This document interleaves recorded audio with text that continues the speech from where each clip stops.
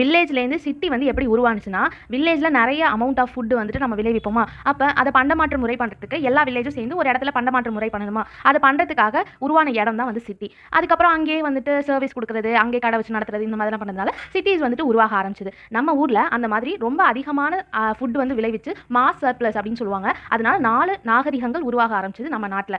4 urbanisation. First வந்து Indus valley civilisation 2600 பிசிலேருந்து 1900 BC. இது வந்து இண்டஸ் வேலி சிவிலைசேஷனோட பீரியட்.